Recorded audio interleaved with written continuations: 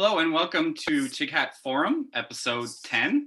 My name is Patrick White, and today I'm very pleased to be joined by Sidney Coles, who is a human rights and equity advocate. Sidney was recently commissioned by the Canadian Executive Services Organization to write a report on Canadian mining interests in Tigray. And today we're very happy to be digging into these very important and consequential issues. So I first welcome Sidney. Thank you, Patrick. Yeah. My first question for you would just be for you to describe a little bit your professional background and how you came into this issue and sort of the methodology behind producing the report and all those sort of details. Yeah, okay. So I actually had been doing quite a bit of work, both as a volunteer and as a consultant on gender equity in a number of countries up until the time when I was working with KESO on this particular project in Ethiopia. And in fact, I had worked on two projects prior to this one, again, in mining. And I had worked with a colleague with the Ministry of Mining and Petroleum in Mongolia. And over a 2-year period, we had worked both with the I guess what would be considered the federal ministry, but also provincial interest as well, which was a really, really amazing and enlightening opportunity. So I had been doing this type of work already, specifically honing in on gender equity as it relates to the mining sector. The other thing that had happened for me was that, and this is a significant, I think, in a significant interpolation with what was happening or what is happening in Tigray, which is that I had been out briefly with Doctors Without Borders in the Democratic Republic of Congo in 2016 in an area that was really being impacted by conflict around artisanal mining. So a lot of the sort of factional conflict and violence that was occurring was really all around power grabs around artisanal mining. So for me, coming from that experience and seeing sort of what was happening on the ground in Tigray was sort of raising some alarm bells for me, which is how I sort of to begin connecting some dots for this particular project. I do want to clarify, I was working with KESO, but they didn't commission the report. I took on doing the report on my own. They didn't commission it. It was something that I did on my own and submitted to them. It wasn't really within the scope of the project that I had been assigned, but as I said, it would kind of arose through the work itself. Mm-hmm. So essentially you're saying that the more you dug into the issue, some alarm bells started ringing, you started having questions, and sort of you essentially decided to investigate more and present this information to KESO. I'm wondering if that's correct, first of all, and what their reaction was when you sent them the report, if you're able to discuss that. Yeah, so I had also spoken with a colleague or an acquaintance at Global Affairs Canada, just raising some of the issues that I was discovering around this kind of failure around gender equity or the commitment to gender equity in a practical sense, particularly when it involves mining and extraction, knowing that women are often more adversely impacted by the industry itself, or that they're impacted in very different ways. And so when I submitted it to KESO, I submitted it to my what would you call the handler or my personal officer there, and didn't get an answer back.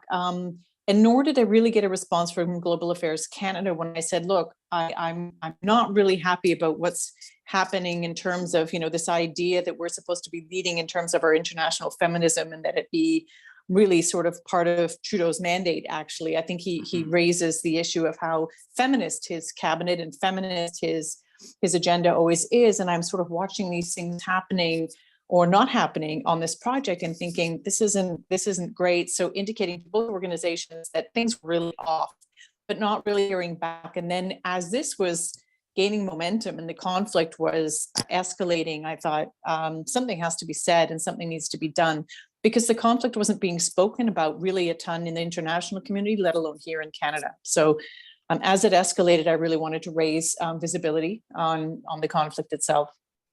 Mm-hmm. And so in the initial story that was published on the breach, essentially it was presented as like a sort of a leaked document. And I was just wondering, like in terms of your motivations, like you already explained it a bit, but it was essentially you saw a degree of hypocrisy within the Trudeau administration in terms of presenting this feminist foreign policy and gearing its aid agenda towards feminist agendas, and then participating or at least giving cover to Canadian mining companies that are engaging in activities that are quite questionable from that perspective. So am I sort of correct in saying that, like, essentially the reason why you put this report out there in the public purview was just that you were essentially just outraged by what you discovered the more you dug into it? I mean, that's really I mean, outrage is a good word for it, but at the same time, I would say it was actually nauseous. I had a very visceral response when this was happening, only because of my experience in DRC, understanding where and how the level of violence can escalate around mining, in particular, because the Abiy Ahmed's ministry was really pushing towards enhancing the capacity of artisanal mining in Ethiopia, and understanding that the Canadian government and the SUM project had really largely built the infrastructure for mining over the past number of years, and invested in the infrastructure, not only what we could call the technical or sort of, the technical infrastructure, but also the regulatory and the regulatory structure for the sector as well.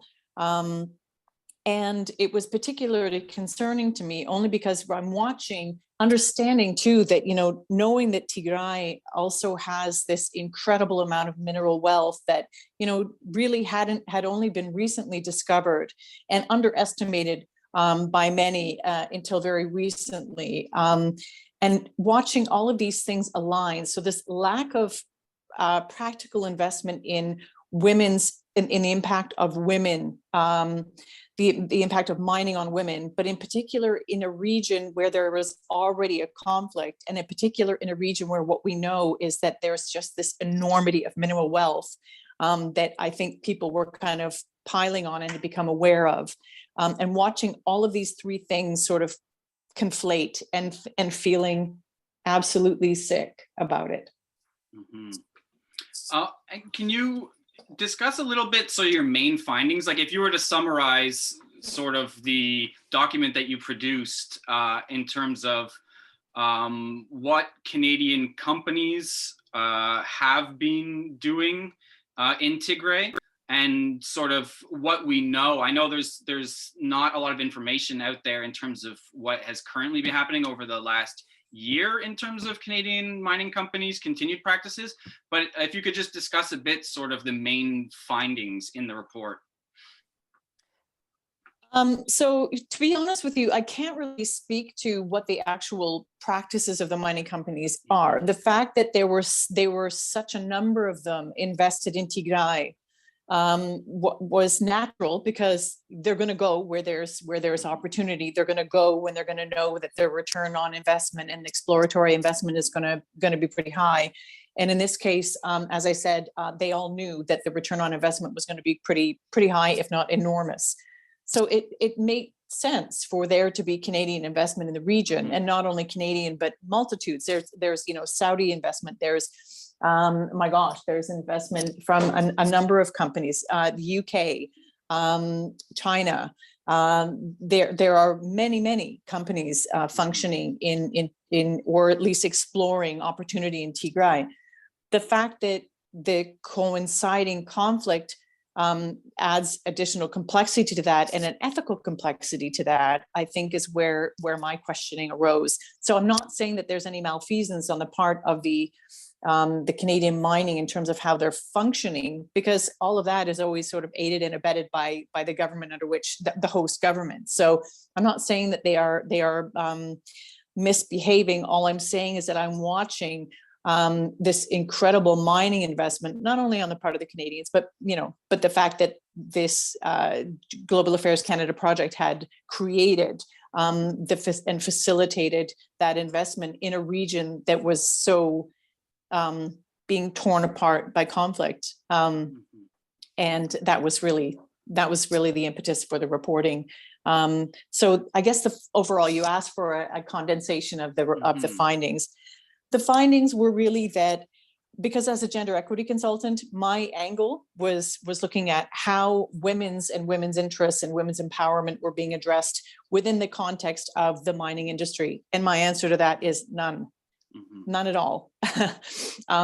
Which again, because women not only are impacted by operations, but then all of sort of the satellite things that happen around mining operations and extraction. We know that transient, the arrival of men into regions where they don't live can be problematic in terms of human trafficking, sexual violence, physical violence. Lots of bad outcomes can happen for women. Women's participation and lack of benefit from what's going on in the mines. Overall, so when we're talking about Canadian participation, we're talking about big participants. We're talking about large mining interests. We're not talking about small, shovels in the dirt, artisanal mining. However, the impacts can be quite great nonetheless. And so just again, it was the confluence of the conflict, this lack of real any beyond creating documents and manuals about what to do around gender equity in the 11th hour of this funding, which had been going on for many, many years. I didn't see any practical investment in how these things might impact women, particularly in Tigray, particularly with the amount of mineral wealth in the region. Having once again come from Democratic Republic of Congo and seen firsthand, or it's experienced, not firsthand, but experienced very closely the violence that can happen, specifically for women when there's mining involved. And talking specifically in terms of like the activities of Canadian companies, my understanding is that there are at least 6 companies with headquarters located in Canada who have active mining licenses or applications for licenses to operate in Tigray. And that there's at least 2 Vancouver-based companies that have been identified as sort of the main players, Sun Peaks and East Africa Metals. There has been at least some degree of contact between these companies and the Ethiopian government during the conflict. I'm just wondering if there's anything that you can say in terms of sort of what these companies have been doing since the conflict broke out. We're at the 1-year anniversary now, but if you have any information about sort of their practices in the last year. It's hard to say. We know that we have a screen capture on Twitter from the CEO of East Africa Mining, who in July indicates that he's going from the UAE into Africa, I guess, to check in, to make sure, to see how things are going. And that is really at the full height of the conflict over the summer. I think more disturbing too was the fact that, as things were escalating and we knew things were really, really bad, that with the international humanitarian aid organizations had already been reporting on detentions, mass murders, that the minister, that Mary Ng, who was already, had made 2 sort of trips over there already, encouraging investment in mining. But, at the same time as they're hosting this Mine Africa event in March of 2021, we know that things on the ground are desperate. We know that people are dying of malnutrition. We know that bodies that have been tortured and mutilated are now being, washing up on the Sudanese shore. And yet here they are still propagating this investment in mining.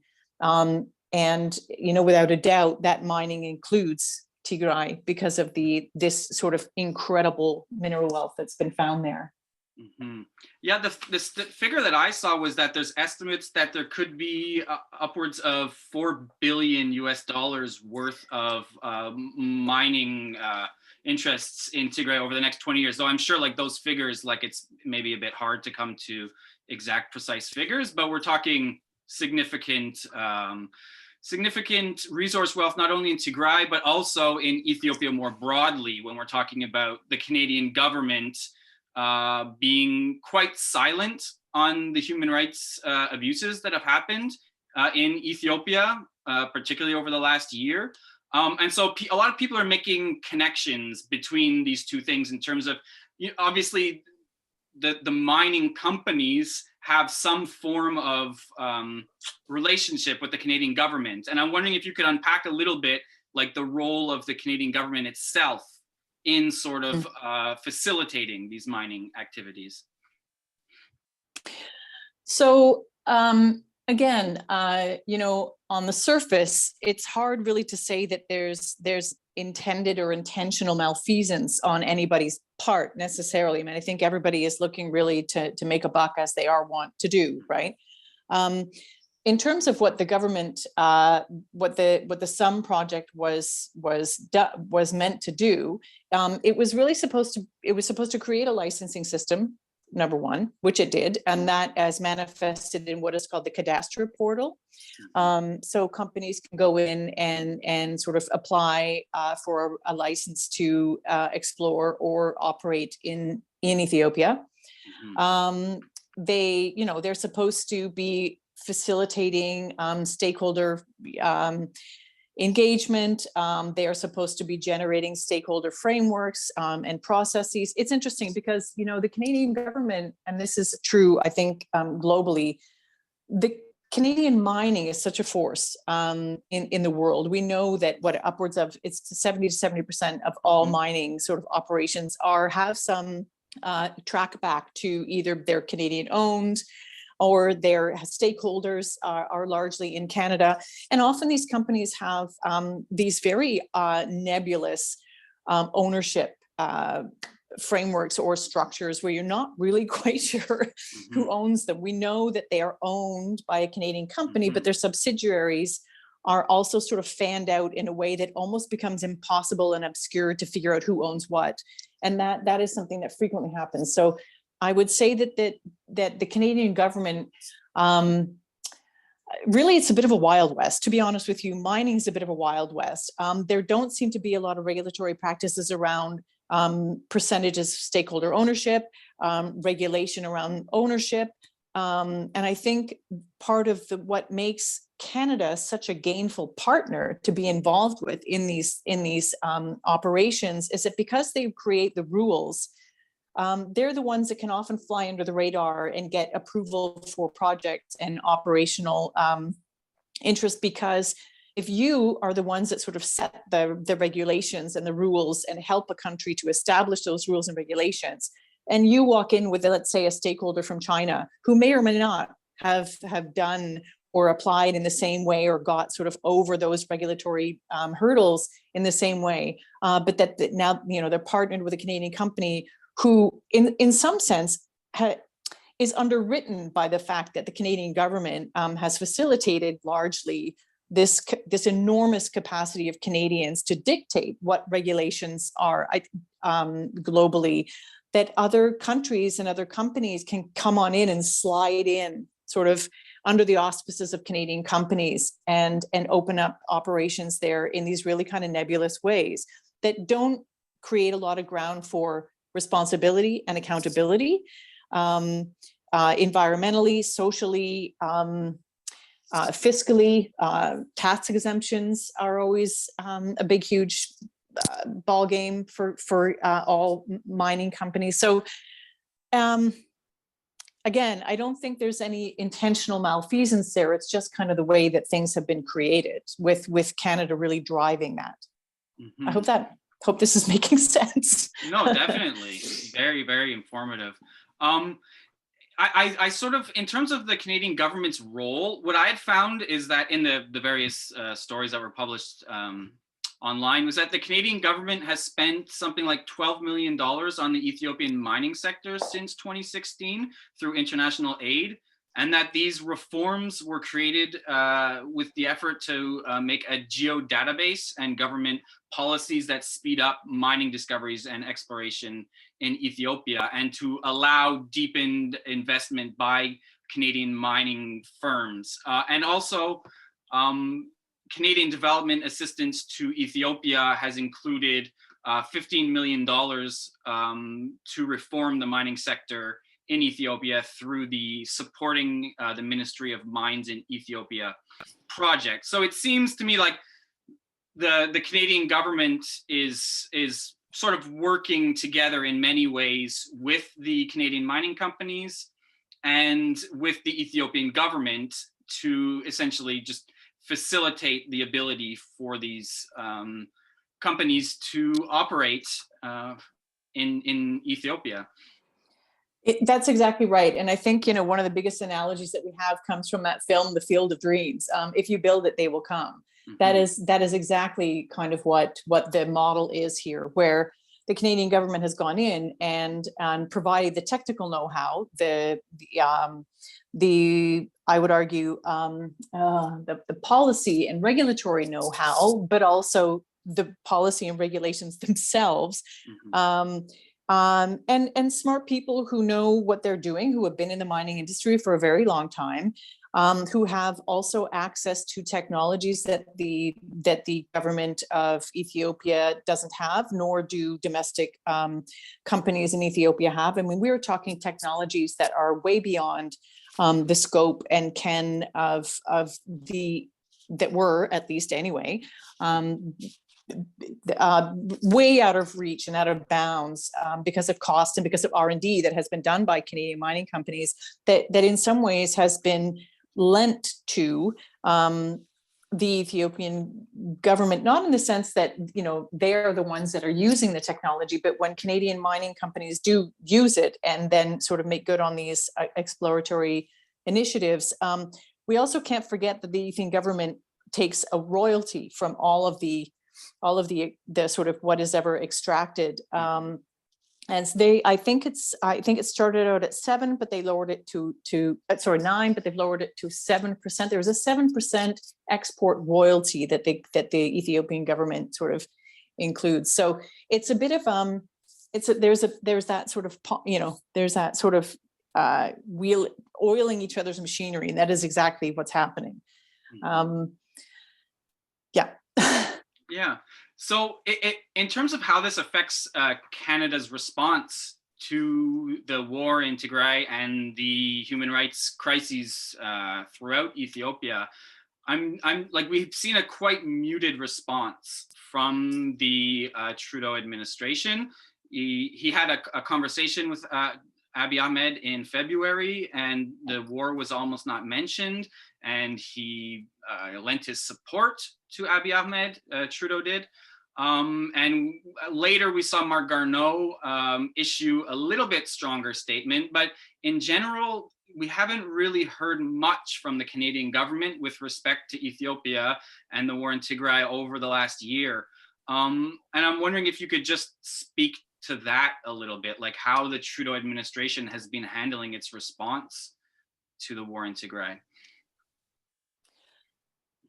I think everybody would admit that there are a number of factors that you could say, again, on a surface level, that lent to the quiet or the muted response. Number one, the complexity of the region. Sorry, can you still hear me? Yeah. Okay, I'm going to have to go plug my computer. I can't believe this. The complexity of the region. I am not an historian. I cannot even begin to understand fully the historical implications of ethnic tensions across time in Ethiopia. I can't. And it's not Ethiopia alone. It's Sudan, it's Eritrea. As we know, so Eritrean forces involved in this conflict. So the regional complexities in terms of the political environment is is tricky to comment on. I'm going to give him that. That's the only thing I'll give him, because I think I think the fact that he's been so quiet is really worrisome, especially when, you know, these international humanitarian aid agencies were speaking so loudly about what the human rights abuses that were happening. Can you still hear me? Yep. Yeah.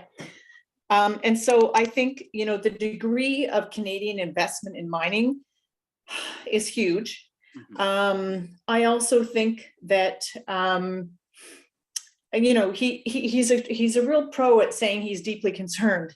I think that's one of Trudeau's go-to comments. He's deeply concerned, and yet doesn't really sort of turn. It doesn't make a statement. But again, I think if we can look at that. So he spoke to Abiy Ahmed in February, but then again, Mary Ang is in this Mine Africa event in March. So not only are they moot, they continue to push this idea of investment, calling Ethiopia its partner in investment. And I think that's just been so disturbing to me. Yeah, so I think overall, I think the fact that there's a lot of Canadian investment in there, and I think that it is a complex region with complex history and involvement. And the other thing was the blockage of information coming out of Tigray, and the misinformation from both sides. So sort of people being unclear about who was doing what, who was acting where. If I give them any leeway, it's in the misinformation that was coming out and the complexity of the region. But when the international humanitarian aid organizations like MSF and UNHCR were really, you know, very blatant in their description of what was going on, he still didn't come out and call Abiy Ahmed to the mat or to the table. I think that was disturbing. And I find it interesting how the Canadian response has been so different from the American and the European Union's response. There's been moves on both their parts to impose various forms of sanctions on the Ethiopian government. I'm just wondering if you have any insights on like what kind of moves like the Trudeau administration could take, like if it was taking on this crisis like head on, like what could the Trudeau government be doing to put pressure on the Ethiopian government? I know that Canada is one of Ethiopia is one of the countries to which Canada gives the most of its foreign aid to. So I'm wondering like what you think we could be doing to positively influence the situation. I think in many respects, wow, this might be a hard comparison to make. Trudeau has repeatedly, at least on the international stage, been looked at. So we look at the comparisons here. Trudeau's first cabinet was 50-50. He decided that he was going to have a feminist agenda and welcome in 50 cabinet ministers that were women. Abiy Ahmed did the same thing. 50% of his cabinet were women in those first years. On the world stage, Trudeau looks to be progressive. Trudeau looks to be at the forefront with his, his feminism, his progressive aid agenda. And I think, Abiy Ahmed recently won a Nobel Prize for, his role in returning, quote unquote, peace to the region. I think they similarly have been seen as these sort of progressive leaders, when in the background, specifically as it relates to these issues, they are not necessarily not only progressive, but they shield a very non-progressive agenda. And I'm sure that there are many right now. Right now there are many multiple Indigenous communities across Canada, and I'm not talking about reparations or reconciliation necessarily, but with respect to extraction, mining, forestry, fossil fuels, that would say, this is the same theme. The way they present themselves on the international stage and what's happening domestically are two very different things. Can I tell you what Trudeau should do with respect to foreign policy? I can't. I always think that, economic sanctions are a good start. To be honest with you, no one knows the difficulty in extracting information out of the region. As you know, Patrick, is really, really hard. I don't know if these companies, that's what I'm trying to find out, are actually have been ongoing in their operations or not. I don't know. But to say, okay, you know what, we're going to shut that down until some sort of order and has order, not only that, but accountability and an investigation into these human rights abuses has been undertaken.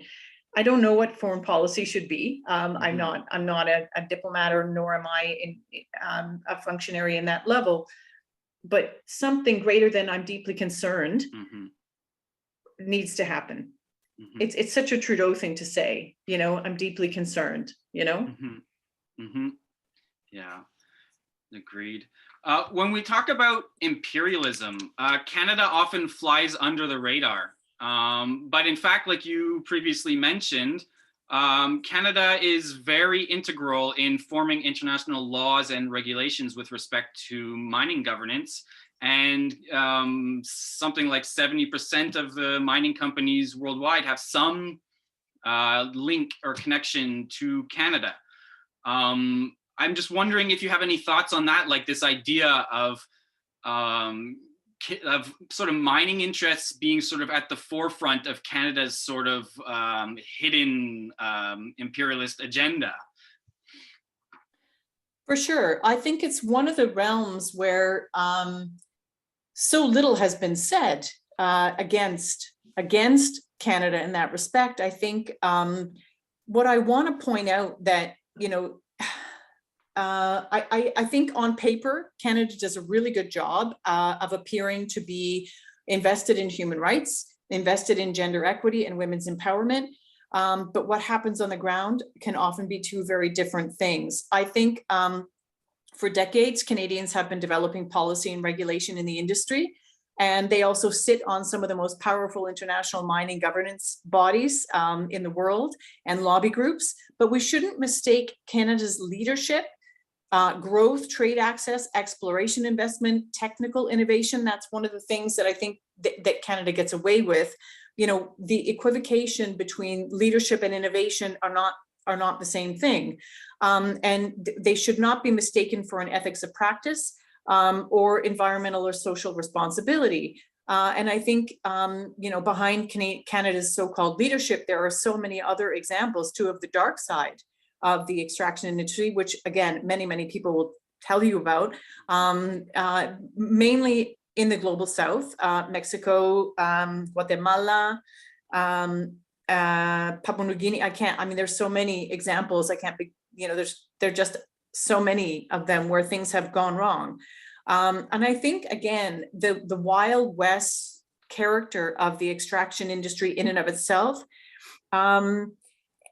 So at the one hand, Canada sort of driving these regulatory practices, but then on the ground, not being able to rein in what happens locally. Clearly, I'm looking specifically at Tigray here, and other examples, because it doesn't work that way.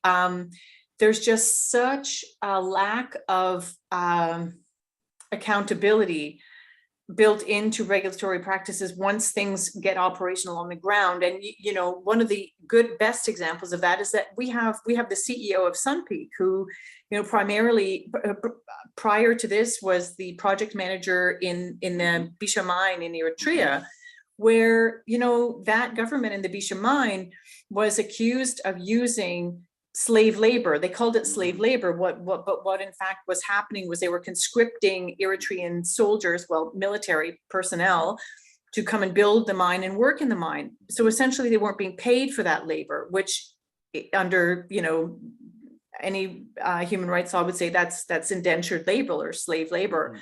This guy is now hoping to be, and has an exploratory license in Ethiopia, in Tigray. So I think, wow, okay, so this guy, this sort of overlay of this lack of interest in human rights is now a driving investment factor in Tigray, and I just find that really disheartening.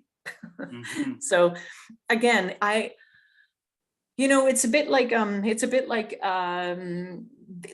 loopholes in taxation or offshore investments where, the Pandora Papers and the Panama Papers, where what happens is we all get really indignant about the revelations of these things, but then, to also discover that there's a billion loopholes in terms of how people take advantage of these systems. And I think the mining extraction industry is the same. And I don't want to sort of draw an analogy that is too far-fetched, but I would like to just again indicate that while there are regulations and best practices, I think what happens on the ground can be a bit Wild West, and there are seemingly those kinds of things can go out the door. Mm-hmm. Yeah, I kind of wanted to move the conversation in that direction a bit in terms of the livelihoods impacts of the mining interest. So you mentioned the Bisha mine in Eritrea that is obviously associated with various negative livelihoods impacts. I'm wondering, like, oftentimes when we talk about large-scale mining investments, like in Eritrea, I know it was the case that there was issues of local inhabitants and indigenous peoples being displaced. Also, there's issues of people disputing the extent to which actually, impoverished people benefit from these mining deals beyond, a few state elites who cut the deals and often benefit, and like maybe a few jobs are created, but is the wealth actually funneling down to the ground level? So I'm just wondering if you could get into a little bit more what we may anticipate as some of the livelihoods impacts on the rural poor in Tigray, who are the majority of the population are subsistence farmers. So do you think that they would actually be able to benefit from these deals in any kind of concrete way? So I think often one of the leads for investors or looking for investors, so companies who are looking for investors lead with this idea of the multiplier factor, that they're going to go in and create jobs. Often that's not the case, especially as it relates to these larger operations. They are highly, even in Ethiopia, I would argue, maybe less so in Ethiopia and Tigray region than other places. They are highly technological. They're pretty advanced, and things are moved with machinery. Things are happening in an automated way that doesn't create the jobs that we think or that they purport will happen when they go in. The other thing is too, you brought up the really interesting point around people who are often displaced because of mining interests and exploratory interests. They just get moved off the land. I think there's also a real issue around consultation. And again, so many of our Indigenous communities in Canada will tell you, obviously, that free informed consent doesn't always look like it should. Who's being consulted? Often this argument will be made, particularly when there are Indigenous communities involved, that, there's a language barrier, or, there's a literacy barrier, they can't read the documents, therefore they can't really have a legal opinion, which is ridiculous because you can always have an interpreter. There has to be way much more work done around providing facilitation for consultation where literacy levels are an issue or there's a language barrier. The other thing is, I think I raised in the paper, in the report, is that land ownership in Ethiopia essentially is government. It's government. Or unless you can prove your tie through sort of contiguous inhabitancy on the land or blood tie. And so once you've been moved off that land and that blood tie is broken and that contiguous relationship to the land is broken, it's almost impossible for you to come back. Now, I have to question, when I look at the fact that 3,000 square kilometers of Tigray region alone are under these sort of exploratory licenses. I think whose land is that? And the idea of mineral rights is always a huge problem, because mineral rights, what does that mean? Who actually owns the surface or the depths of the earth? And so in this case, when people are displaced, they can't come back. And other thing I find interesting in Ethiopia, if land ownership is tied to a blood tie to the land. And you hear about women who are being mass rape in Tigray region.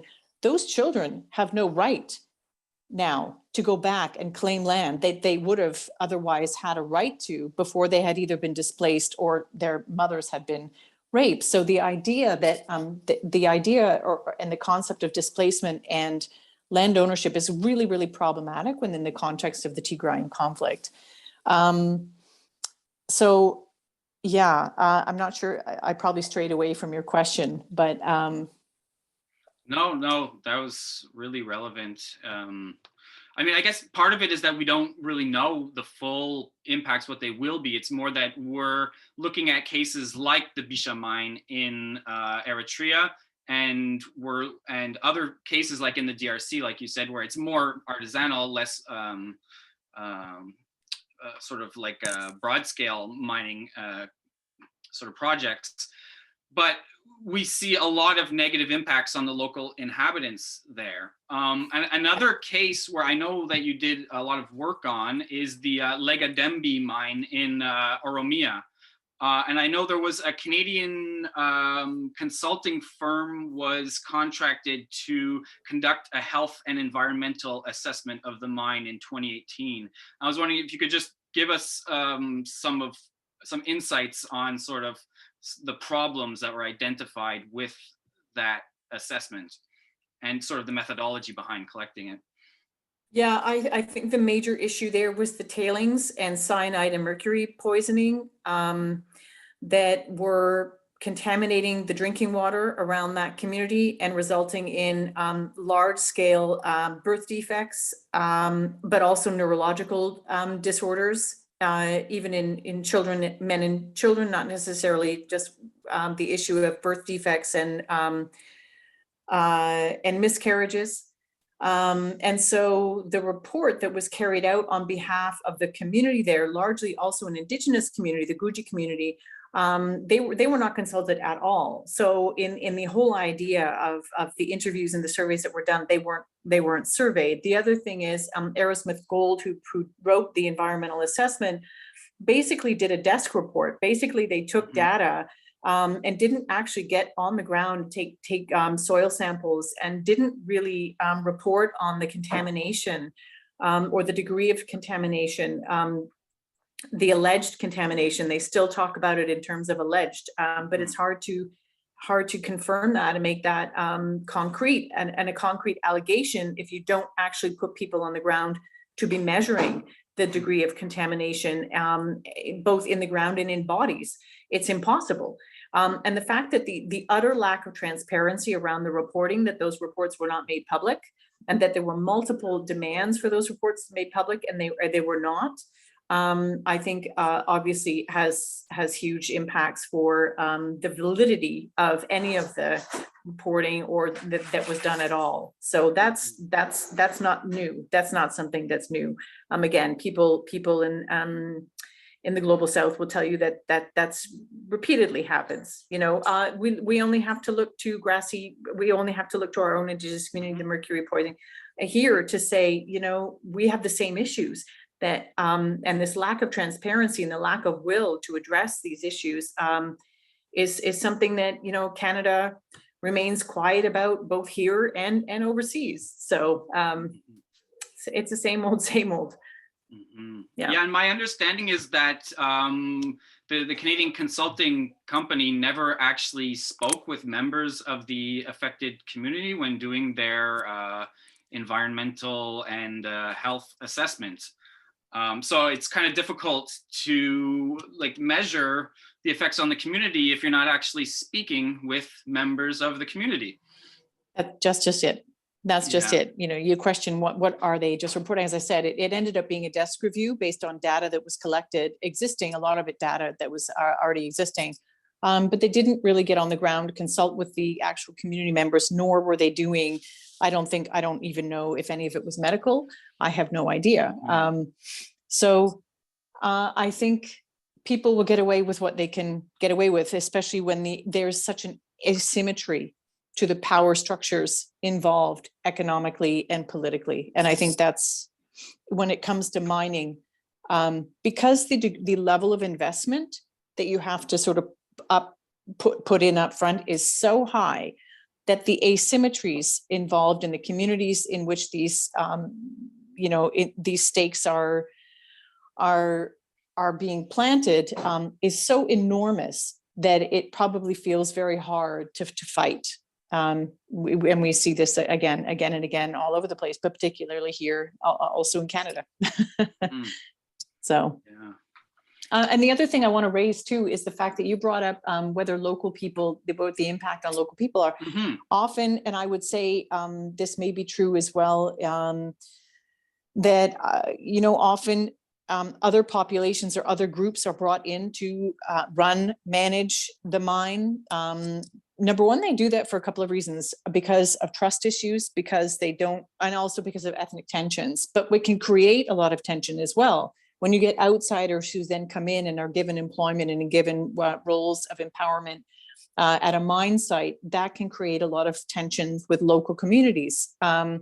And that's one of the other things that I'm not sure that Canada has a mind to be able to manage, because I just don't know how much consultation they're doing around those kinds of complexities, particularly in a region as like Tigray. And my understanding, my understanding is when it comes to Tigray that there has not been any sort of health, environment, social impact assessment conducted. So effectively, we don't know the extent to which the mining companies are actually active or have been amid the war, but to a certain degree they have been, and they're seeking to be involved even more deeply, and yet they haven't conducted any sort of formal assessment as of yet. So yeah, I just wanted to report a little bit on that. There was an international assessment, IAIA.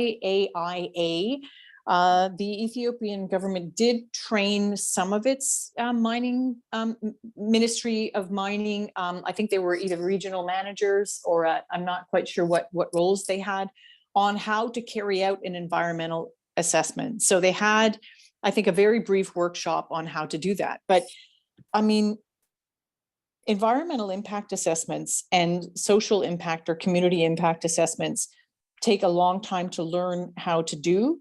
There's a lot of consultation involved. They take years to, I mean, it's not, there's a science to it, but there's also a craft to it. There's experience that is involved. It's not about a 3-day workshop to train up a manager quickly on how to do an environmental impact assessment. But again, I think for me, what was really disturbing to me was the idea that they were checking boxes. Yeah, yep, gender equity, done it. We're there. We're doing it. We had the volunteers come. We created a workshop. We did it. Environmental impact assessments. Yep. We sent our managers. They got trained up in a 3-day workshop, and they know what they're doing. And I think, okay, you're checkboxing. This is really dangerous. I don't think. Now again, I'm not a prophet. I can't say where all of this is heading. But just having come from the DRC, watching, factions fighting over artisanal mine sites, and the absolute horrors that implied for many communities and women specifically. I just saw in my mind's eye, I thought Tigray is headed in the same direction. This is going to be brutal, and I'm not sure the Canadian government had that it couldn't have. It didn't have that in mind. I'm not sure it would. I don't know. I just think there was a lack of possibly foresight into what the possibilities could be. So. Yeah. My final question has to do with an interesting point that you'd raised to me in our previous conversation, where I hadn't really thought about it before. Like, obviously the causes of the war in Tigray are very complex and multifaceted, and they have to do with issues of the regional government competing with the federal government, and issues of the federal structure of Ethiopia, and it goes back very deep. But you had sort of brought up the idea that, at least in part, perhaps, the war is driven by Abiy Ahmed's desire to control the region through imposing his own regional administration, and that part of the motivation behind that is economic and financial, given the amount of financial and mining interests that are in Tigray. And so that's something that I hadn't really thought about in those terms before, and I thought that was really interesting. Obviously, maybe that doesn't fully explain why this war was launched. It's very complex, but in some way, the desire for Abiy Ahmed's administration to sort of control the region and put in its own regional administration was driven by this resource wealth that exists there. I think it's right to sort of want to pull the brakes on drawing a clear connecting line between, you know, the mineral wealth that's in the region and the current conflict. I think it would be irresponsible to say it's the reason, or that there is some sort of cause and effect there. However, I don't think we can ignore the fact that if you are sitting on $4 billion worth of mineral wealth, you're not going to let that go very easily. And to control that region and to be able to control your capacity to benefit fiscally or financially in an enormous way for what lies under the ground in that area cannot be dismissed in the context of the conflict. And I think that's all I could say about it. Again, not being able to draw a clear connecting line, but knowing with that in the background, that is a lot of money. And there's no way anybody would just hand it over or let go of control of that lightly. Yeah. Yeah, because I know, like, part of the conflict from my perspective is about centralizing power. And there's all sorts of broader historical factors that play into that beyond sort of, you know, mining interests. But, you know, there's been talk, and it's a very complicated issue, the issue of Tigrayan secession. And, you know, it didn't start off as a secessionist conflict, but now there's a lot of Tigrayans who, because of the atrocities, now don't identify with Ethiopia. They call themselves Tigrayan. They don't want to be a part of Ethiopia. They don't want to associate it in any way. But the government, the central government, if there are these economic interests, that is going to be something that it's going to maybe want the land and not the people, as you know, as a common phrase that people use, or at least it's going to be less likely to just so easily say, okay, you guys can have your independence. Like, you're too much of a headache for me as a region, and I'm just going to let you secede. But if you have these financial interests, then it might sort of put up more of a fight to keep the region within the Ethiopian Federation. Yeah, I mean, I think one of the other things that we have to consider too is Eritrea's involvement in the conflict. What they were doing there early on at Abiy Ahmed's behest or not. How interested are they in the mineral wealth there? I don't know. Knowing that geological phenomena that really is the reason for the degree of mineral wealth there rides up into Eritrea is interesting. I'm not saying where I'm connecting dots here, but I think it's really sort of all part and parcel of some of the considerations in the region. That that Anubian shield, that Arabian shield going up is a considerable source of wealth. And I think you're right. You know, this is going to play out. It still is playing out. I think. Who knows what's going to happen for Tigray in the coming days, months, weeks? I don't know. But the mineral wealth will always be a part of that story. Whether, you know, past, present, future, it can't not be because of the amount of it. And so how that plays out politically is going to be interesting. Well, Sidney, I want to thank you again for this really interesting and informative conversation. I know I've learned a lot. I'm sure our viewers appreciate your insight. We look forward to having more discussions on Tghat Forum about mining interests in Ethiopia and Tigray more broadly as we move forward. So thank you.